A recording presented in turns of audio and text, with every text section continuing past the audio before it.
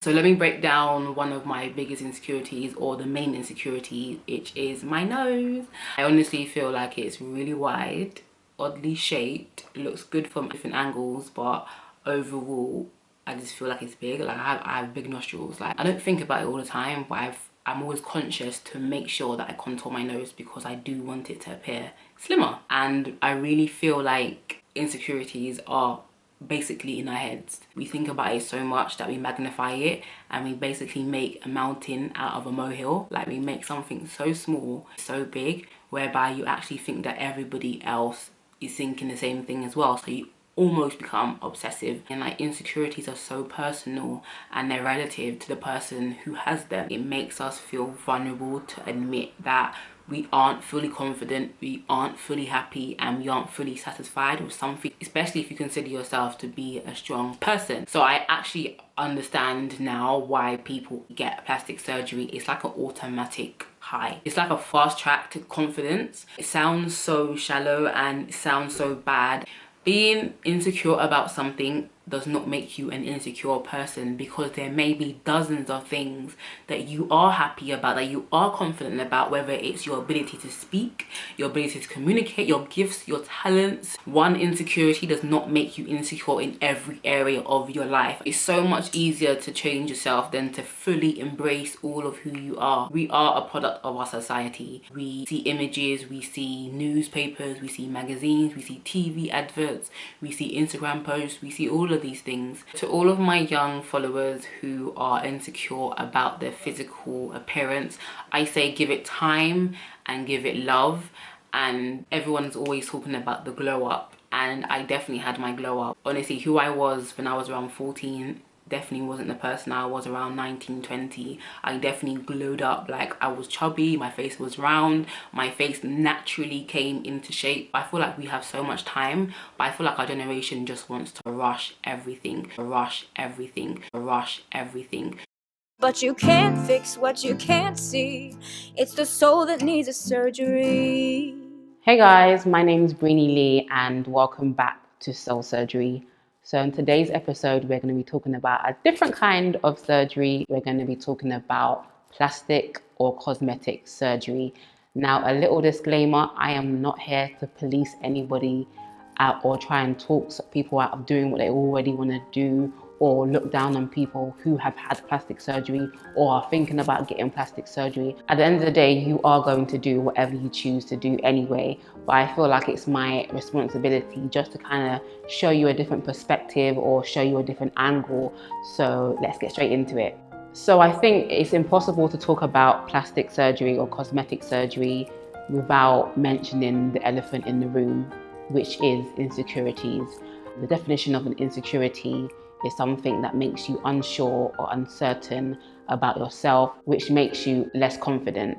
Now, there may be many different reasons why people may be insecure. It can go either way. You may have been bullied, or you have had people talk badly about you or criticize you. Maybe it was members of your family. People were talking about you, made you feel self-conscious about something that you kind of wasn't even conscious about. Or on the flip side, it can be, like I said in my last video, it's all going on inside of our heads. I know personally that's where most of my insecurities come from. And the thing is that no one has ever told me anything. It's always in our own heads and our own imagination. I think if you think about something long enough, it can become an insecurity, which we'll talk about a little bit more later. I find that a lot of people that have had plastic surgery or try to justify plastic surgery will always say, oh, I was happy with it before, but I just wanted to change it. And I don't necessarily agree with that. I don't necessarily think that you're 100% happy with something. Because if you was 100% happy with something, then you wouldn't really feel the need to change it. I have no qualms about cosmetic surgeries, but I just feel like our generation aren't being honest. And I feel like it's in honesty and in transparency that will allow us to be able to relate or understand or believe, So I think if you're gonna have plastic surgery, just to be honest about it and just show the real reasons why you did it. And so on the lines of being honest and transparent, I want to talk about my own insecurities. And I also want to point out the fact that I have not always been insecure. I've always been very confident in myself growing up. I always thought I was cute. I always thought I was pretty, But when I started modeling back in 2012, I became so obsessive about my image. I used to go on modeling agencies and check the girls' like stats, which is like their weight, their height, etc., etc. And I always used to compare myself to them, and that honestly made me so self-conscious. I used to want to be skinny. I had this obsession with being slim and skinny, and now when I look back on pictures, when I thought I was fat, I'm like, you were so skinny.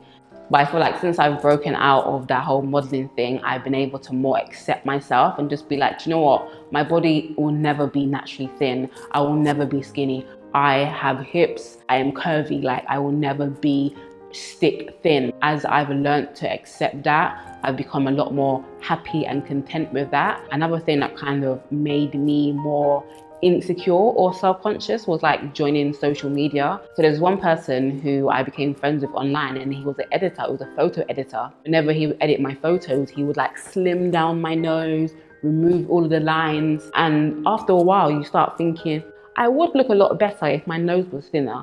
I would look a lot better if there was no lines in my face.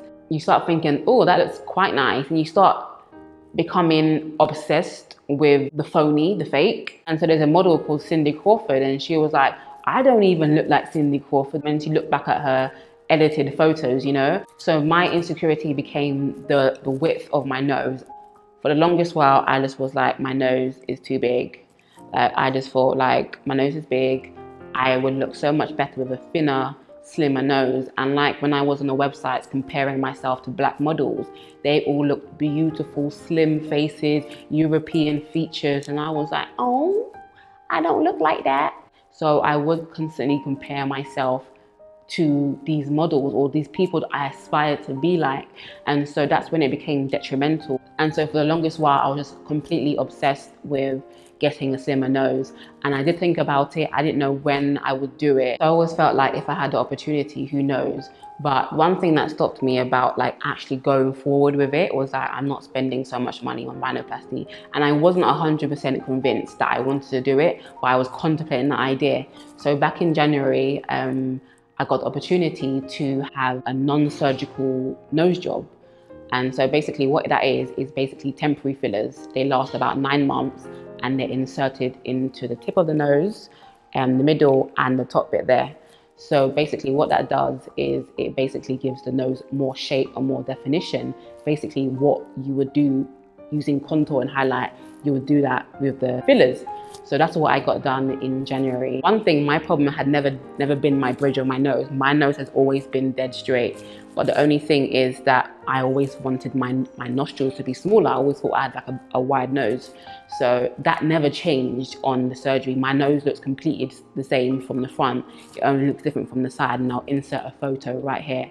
But I was like, when I left there, I had this new kind of energy. I felt confident. I was like, everyone's looking at me.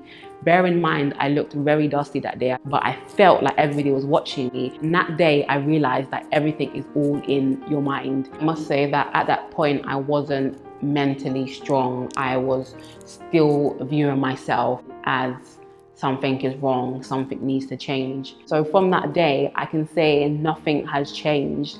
I haven't felt like, oh my God, I got a new nose. My nose looks exactly the same, only from the side, looks a bit cuter. Shout out to Dr. Ayad for doing the procedure free of charge. I was very, very skeptical about sharing the procedure with everyone because I didn't want to influence my young audience in a way that was like me saying that I promote this stuff.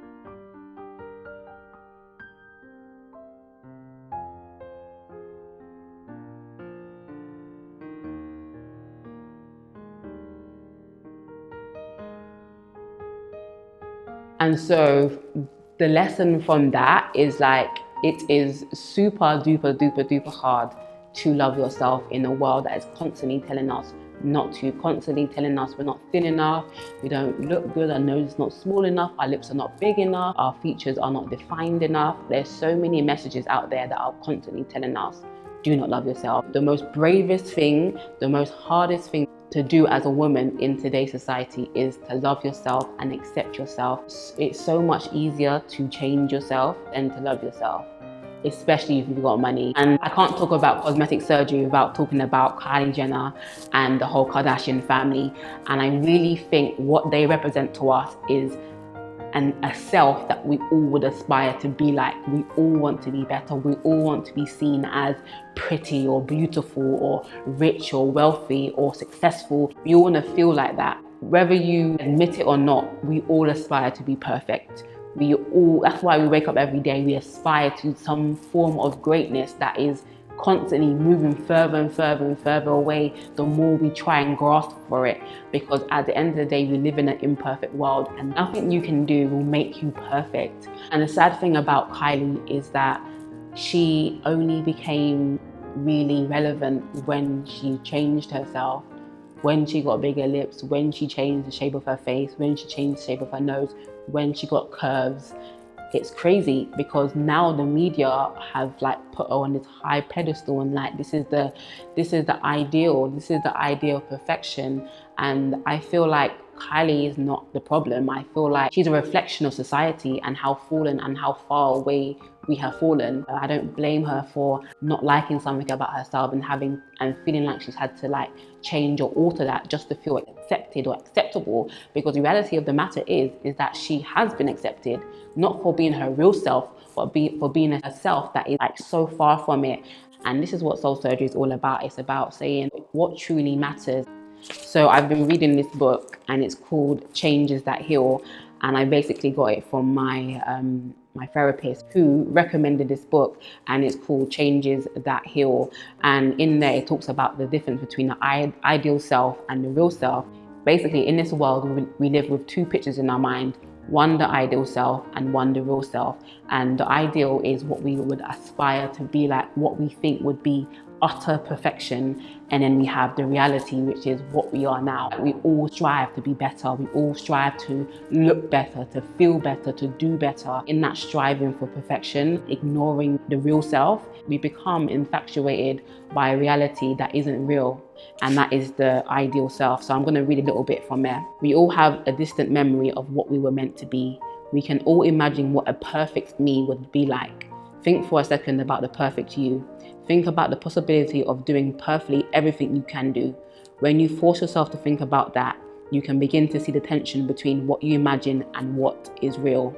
Deep down inside, we all realize the difference between our ideal self, the imagined perfection, and our real self, the one that truly is. If these two battle each other, we will be in a constant conflict. What we wish were true and what really is true will war with one another.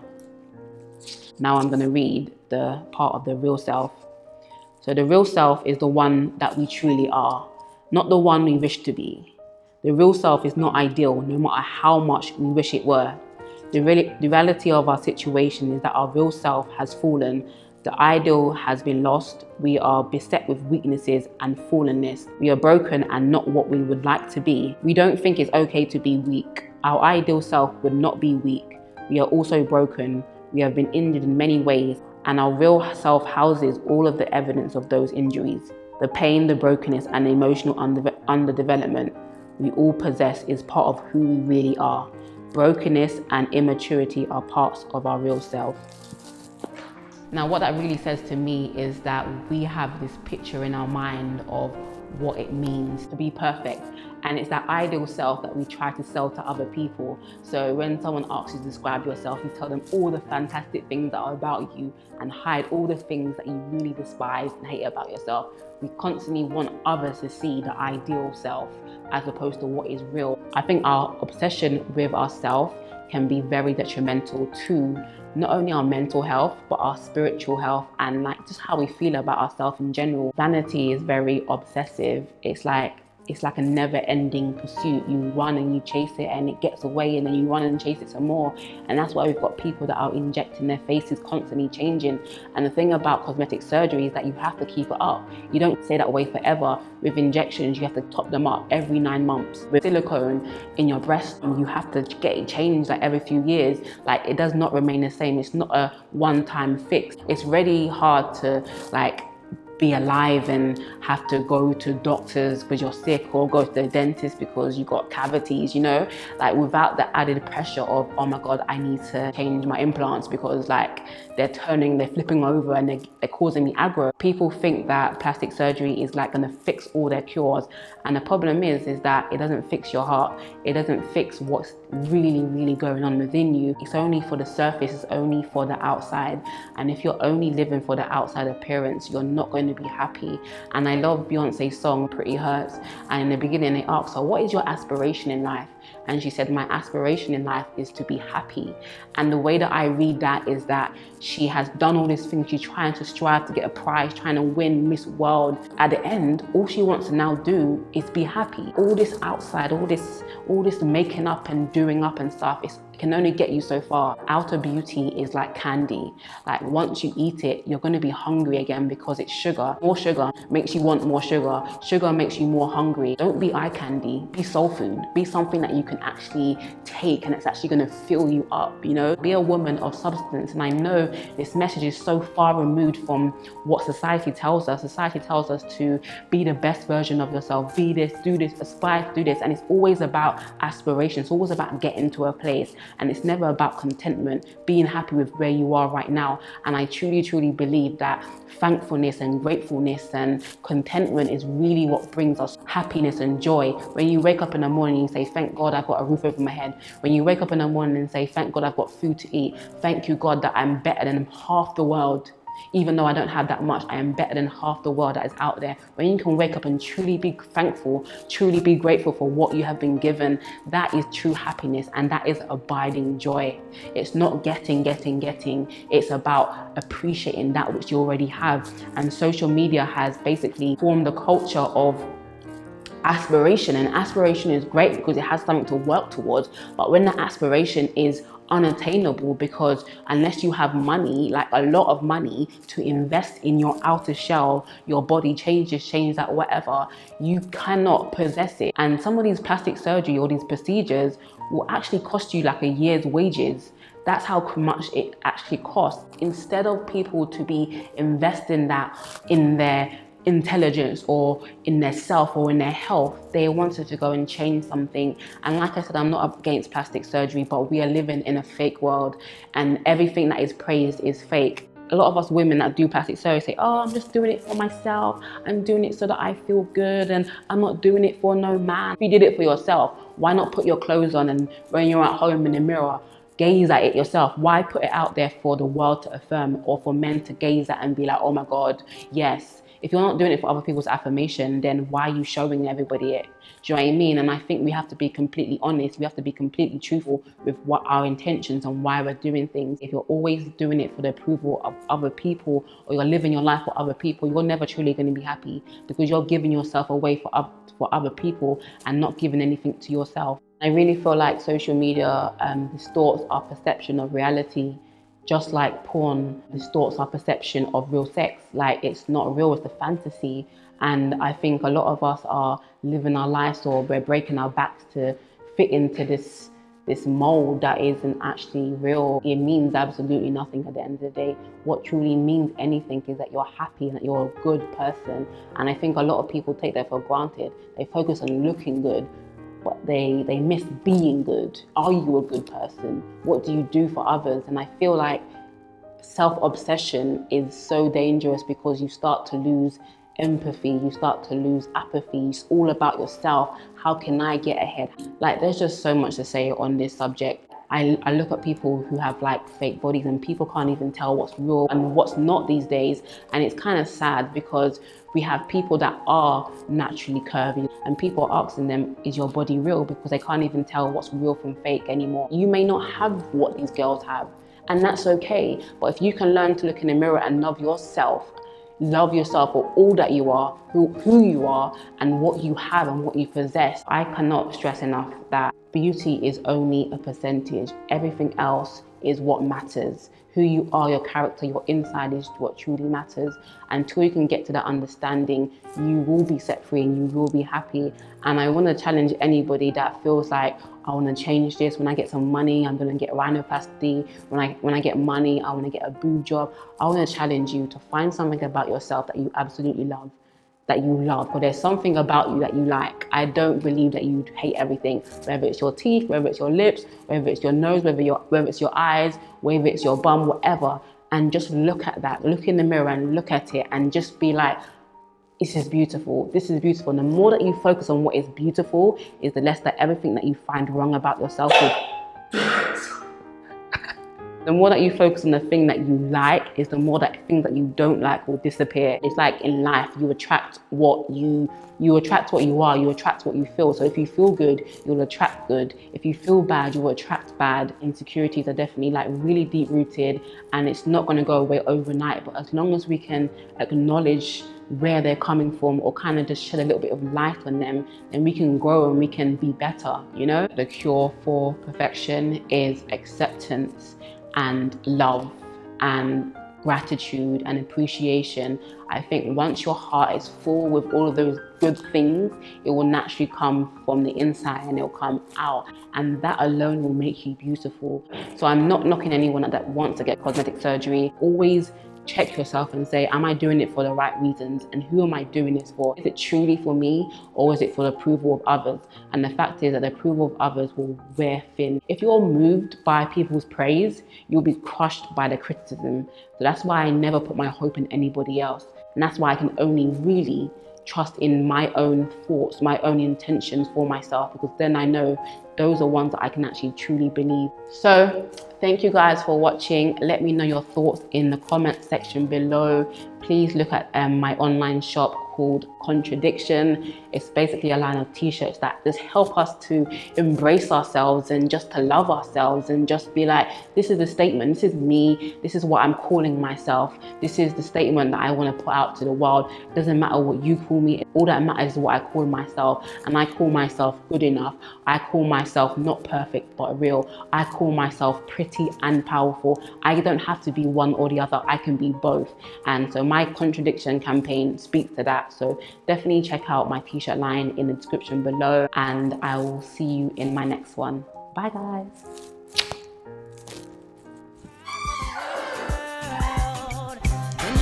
From the minute that I wake up, what if I don't wanna put on all that makeup? Who says I must conceal what I'm made of? Maybe all this Maybelline is covering my self-esteem. Whose job is it to straighten up my curves? I'm so